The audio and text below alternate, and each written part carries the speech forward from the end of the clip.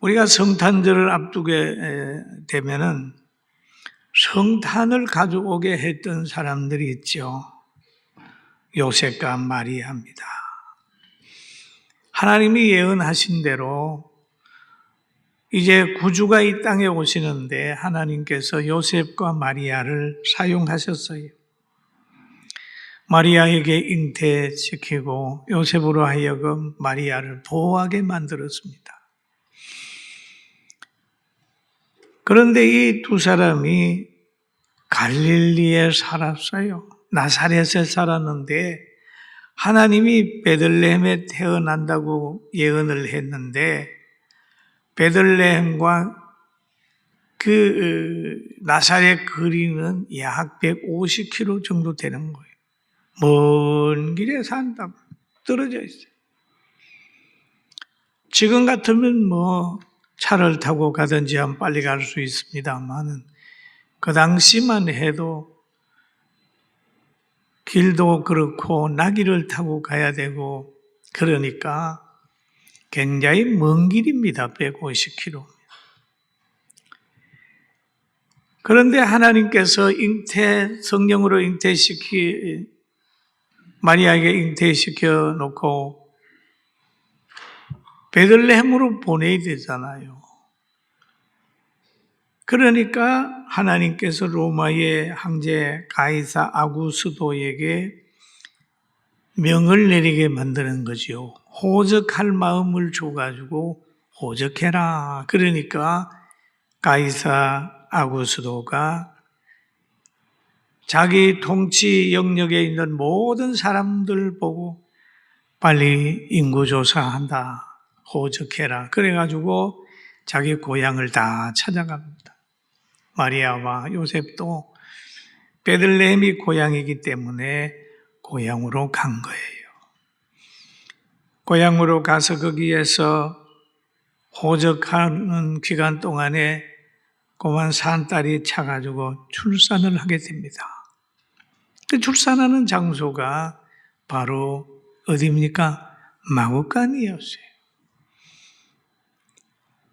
태어난 아기를 눕혀야 될 장소는 말구유였습니다. 우리가 예수님을 만왕의 왕이라고 생각하면 마구간은 왕궁이 되고 말구유는 보좌가 되는 거죠.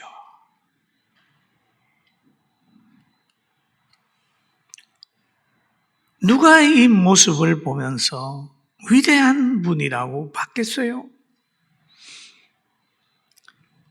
그런데 이미 예수님이 이 땅에 오실 때의 모습을 이사야 선지자는 예언했습니다. 처녀가 잉태한다고 하는 것도 예언했지만은 오시는 분의 모습까지라도 예언했어요. 그리고 그분의 사역도 얘기를 했어요. 이사야 53장 2절에 보면 이렇게 말합니다. 그는 주 앞에서 자라나기를 연한 순 같고 힘이 없어 보이는 거죠. 마른 땅에서 나온 뿌리 같아서 고운 모양도 없고 풍채도 없은저 우리가 보기에도 흠모할 만한 아름다운 것이 없도다. 그랬죠. 여러분, 예수님이 머무는 장소, 예수님이 성장하는 가정, 예수님에 보면은 아름다운 것이나 흠모할 것이 없다. 그 말씀이죠. 세상 사람들을 보기에는 좋은 집에 좋은 차 타고 근세 있는 부모나 부자 부모에게 밑에서 잘 먹고 잘 입고 사는 사람을 대단하게 보지 목수의 아들로서 가난하게 살면서 성장하는 그를 대단하게 보지 않습니다. 예수님이 그런 상태였어요. 이사야 선지자는 또 입을 열어 말하지요. 그는 예수님이지요. 오실 예수님을 얘기하는 겁니다.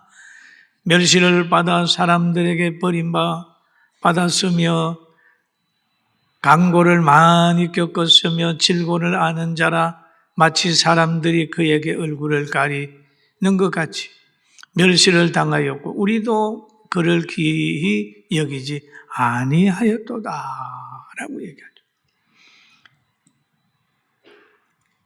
사람들에게 버림받는 거죠. 예수님의 모습 보세요. 이 땅에서 가장 인기 없이 산 사람들이 내가 보니까 산 사람 중에 한 분이 예수님 같아요. 예수님 심판받을 때 보면 온 군중이 예수님을 십자가에 못 박고 살인자 바나바를 놔달라고 와우성쳤잖아요. 여러분, 우리의 판단이 옳은 것 같지만 때로는 옳지 않을 때도 얼마든지 있습니다. 예수님 때도 그랬어요. 그래서 오신 예수님은 사람들에게 버림받고 많은 박해를 받았어요. 또 예언합니다. 그는 심히 우리의 질고를 지고 우리의 슬픔을 당하였거늘 우리는 생각하기를 그가 징벌을 받아서 하나님께 맞으며 고난을 당한다 하였노라. 그가 찔림은 우리의 허물 때문이요 그가 상함은 우리의 죄악 때문이라. 그가 징계를 받음으로 우리는 평화를 누리고 그가 채찍에 맞음으로 우리는 나음을 받았도다. 그럽니다. 여기 보세요. 우리는 그러죠. 우리는 그러죠. 그가 오신 것도 너희를 위해서, 우리를 위해서. 그러니까 우리가 성탄절이 되면 기쁘다 구주 오셨네 하고 찬양을 하는 거죠. 우리는 라고 하잖아요. 우리의 허물 때문이요. 그가 상함은 우리의 죄악 때문이요. 그가 징계를 받음으로 우리가 평화를 누리고. 여러분, 우리와 예수님과의 관계는 굉장히 중요하다는 걸 깨닫게 되는 길을 주의 이름으로 축원합니다. 우리는 그죠. 예수님은 우리를 위해 오셨다. 우리를 위하여 고난당하셨다. 우리를 위하여 하늘의 미랄이 되셨다. 그렇게 보는 거죠. 근데 예수님이 태어나게 되니까 천사들이 바빴어요. 오늘 본문에 보니까 그 지역의 목자들이 밤에 밖에서 자기 양떼를 지키더니 라고 얘기를 합니다. 왜 목자들이 밤에 밖에서 양떼를 지킬까요? 늑대의 활동은 밤에 하는 거예요. 밤에 늑대가 와서 양을 물어가는 거예요. 언제든지 보면 악한 것은 늘 어둠의 세력이에요. 어둠을 틈타고 가는 거예요. 세상에 도적도 보면은 낮에 활동하지 않고 밤에 활동을 하잖아요. 짐승도 보면은 밤에 활동하는 그런 짐승들이 있잖아요. 목자들은 밤에 양떼를 지켰다는 거죠. 그런데 주의 사자가 곁에 서고 주의 영광이 그를 두루 비춤에 크게 무서워했다. 그러죠. 주의 사자가 나타나고 주의 영광이 나타나니까 무서워했다. 이걸 가지고 있는 사람은 하나님의 권위와 하나님의 그 영적 극이 나타나면 두렵게 되는 겁니다. 사자라고 하는 것은 하나님이 쓰는 사람을 의미하는 거죠. 사자의 권위는 보낸 사람의 권위입니다. 하나님이 매 사람을 보면 사람들은 늘 두려워하게 돼 있어요. 그러니까 천사가 말합니다. 무서워하지 말라. 보라, 내가 온 백성에게 미칠 큰 기쁨의 좋은 소식을 너희에게 전하노라 그랬습니다. 온 백성에게 미칠 큰 기쁨의 좋은 소식. 사실 이 천사의 말대로 예수님의 나신 것은 온 백성에게 크게 미치고 있습니다. 우리가 2024년 이렇게 며칠이다 얘기하면은 이거 다 예수님 태어난 후에 연도를 얘기를 하는 거예요. 온 역사의 중앙에서 미치고 있는 거예요. BC라고 하는 건 예수님 태어나기 전이라고 하지 않습니까? 그걸 기준으로 해가지고 지금 우리가 카렌다도 만들고 이렇게 만들잖아요. 온 백성에게 크게 미치는 거죠. 예수님의 탄생과 그의 사랑, 실천과 사역은 온 세계에 다 미치고 있습니다. 지금. 마리아는 자기의 몸을 하나님께 드렸고 요셉은 마리아를 보호함으로 큰 영광에 참여하게 되는 거예요. 예수님은 우리를 위하여 오셨어요. 오늘 다윗의 동네 너희를 위하여 구주가 나셨으니 곧 그리스도 주시니라. 너희를 위하여 구주가 나셨으니.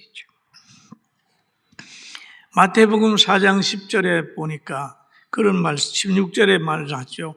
흑암에 앉은 백성이 큰 빛을 보았고 사망의 땅과 그늘에 앉은 자들에게 빛이 비추었도다 하였느니라 라고 해야죠. 그럼 여기에서 보면 다윗의 동네에 너희를 위하여 그래. 다윗의 동네는 어디냐? 베들레헴이요. 베들레헴. 다윗이 베들레헴에서 베들레헴이 다윗의 동네. 다윗의 고향입니다. 바로 나오미가 말론의 아내 룻과 모압에서 돌아와 가지고 그 베들레헴에 사는 보아스를 만났어요. 그 보아스와의 관계에서 오벳을 낳았고 오벳은 바로 이새를 낳았어요. 그럼 이새는 누가 낳으면 다윗을 낳았어요. 그러니까 여기에 베들레헴에는 다윗의 동네, 다윗의 고향이에요. 그러니까 너희를 위하여 다윗의 동네에서 예수가 태어난다. 그래서 이 마리아와 요셉도 지금 이 동네에 가가지고 이제 아기를 놓는 거죠. 아기를 낳았어요. 구주가 나셨다. 그분은 그리스도 주시니라 라고 얘기를 합니다. 천사가 말했어요. 이 말은 확실한 거죠. 그리스도라고 하는 말은 기름 부었다 이런 의미예요. 기름 부었다. 그리스도는 기름 부은 건데 기름 붓는 직분인데요. 왕도 기름 붓고 제사장, 선지자의 역할 이렇게 했다. 그리스도가 태어났다. 그러니까 동방 박사들이 그리스도가 받을 선물을 드렸는데 황금과 유향과 몰약을 가지고 예수님에게 선물을 했어요. 선물을. 오늘 본문에 보니 그럽니다. 너희가 가서 강보에 쌓여 구유에 누워 있는 아기를 보리니 이것이 너희에게 표적이니라 라고 얘기를 하지요. 아기를 보리니 하나님의 역사는 보이게 나타나는 거예요. 성령은 안 보이지만 성령의 역사는 보입니다. 바람은 안 보이지만 바람의 역사는 보이잖아요. 여러분 바람 보셨어요? 그런데 안 보이는데 막 나무가 흔들리고 뭐 그런 거 보면 바람 분다 그러잖아요. 성령의 역사는 눈으로 보이지 않지만은 그 역사에게는 놀라운 역사가 나타나는 거예요.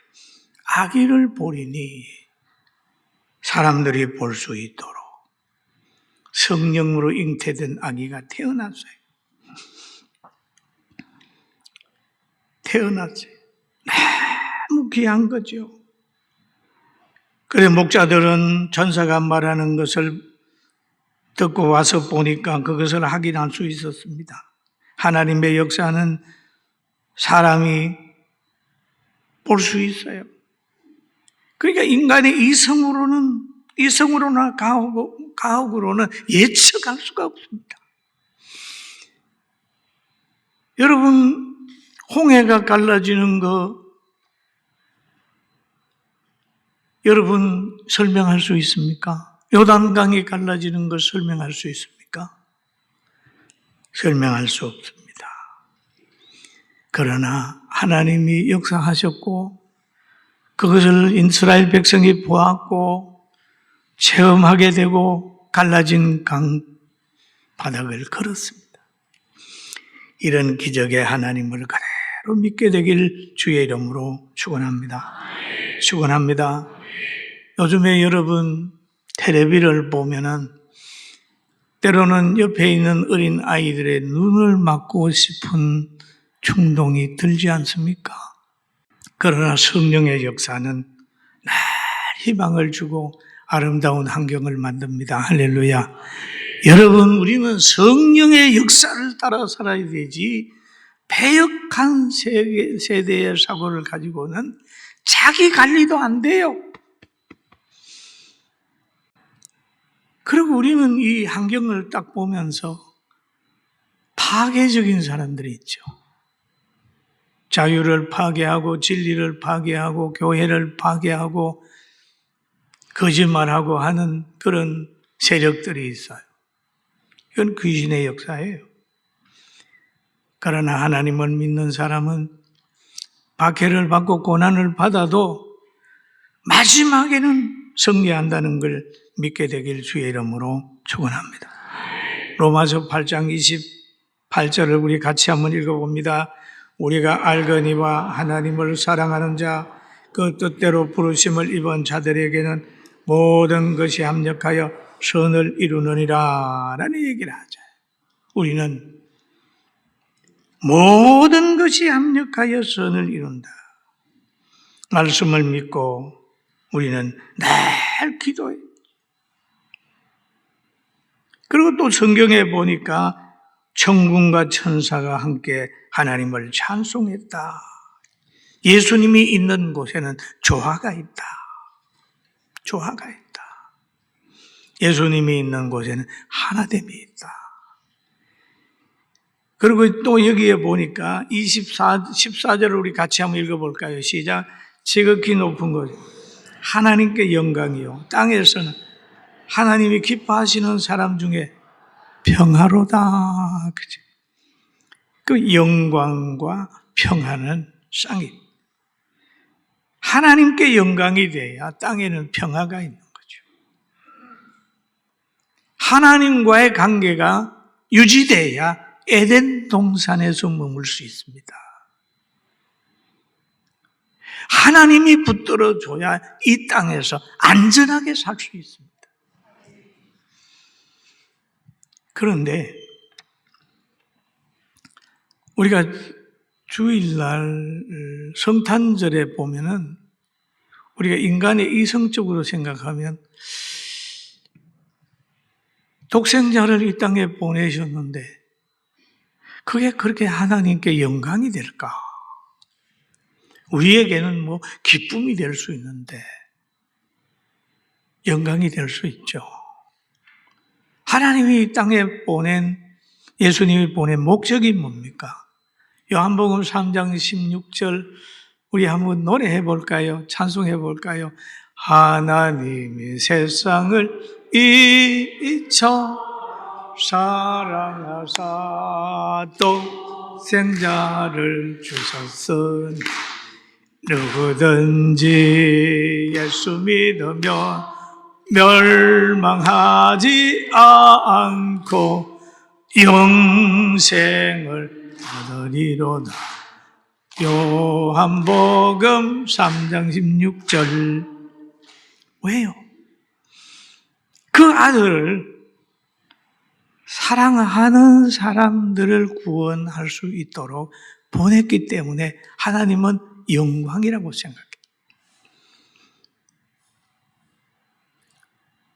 나라를 사랑하는, 애국하는 사람은요, 자녀를 군에 보내놓고 영광으로 생각합니다. 저도 자녀가 군에 갈 때 영광으로 생각했습니다.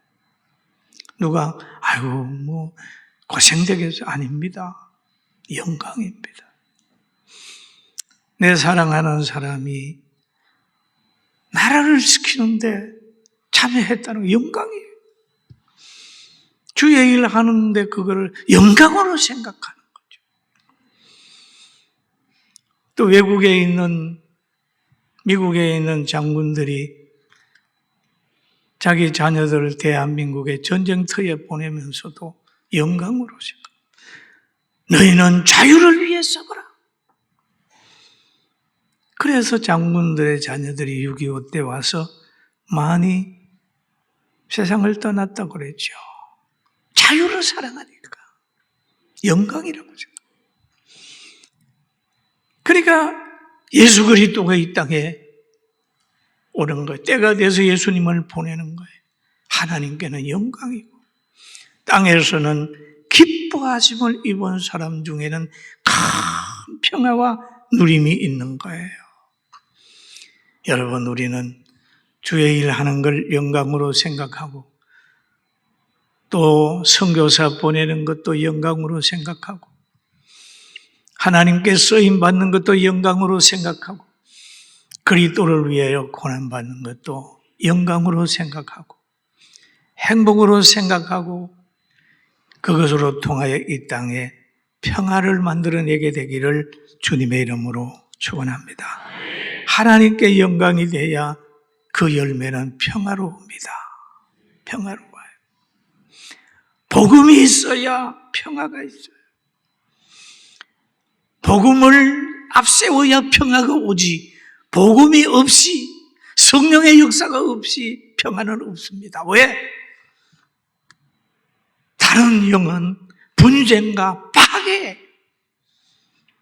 그래서 대한민국이 회복되는 것도 세계가 잘 되는 것도 복음이 있을 때 나누기를 힘쓰고 이웃을 내 몸같이 사랑하는 가치관이 평화를 만들지 그냥 인간이 하합하고 양보하고 이거 가지고는 안 되는 거예요. 영적인 전쟁인 여러분, 기도 많이 해서 이 땅에 평화를 만들어내게 되길 주의 이름으로 축원합니다.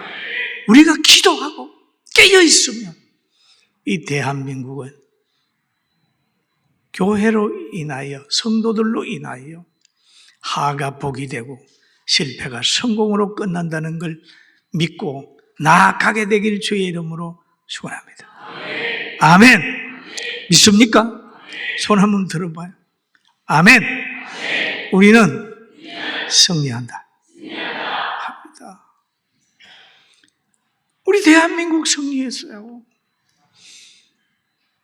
6.25 때도 어려울 때 일어났어요.